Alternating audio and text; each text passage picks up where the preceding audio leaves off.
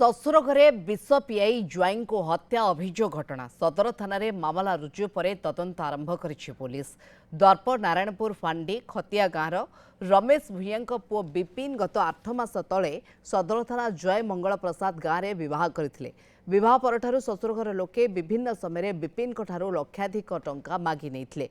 गत किछि दिन तले पुणी थरे 50,000 टंका मागिथिले। तेबे एथिपई मना करिबारु शशुर घर लोके एवं तांकर पत्नी तांको सहित कथा होई नथिले। एपरिकी पत्नी बाप घर को चली आसथिले। गत मंगलवार दिन विपिन शशुर घर को आसिथिले।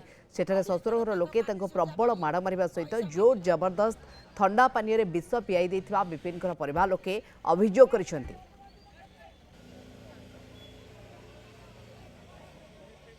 नहीं कि एक अपमृत्यु केस भी हेची एठी हाईटेक रे तांकर मृत्युबरण हेची से कंसल्ट थाना रे गोटे अपमृत्यु केस हेची जहा कि खबर पाइछु से पोस्टमार्टम रिपोर्ट भी आसीबा को अपेक्षा करछु।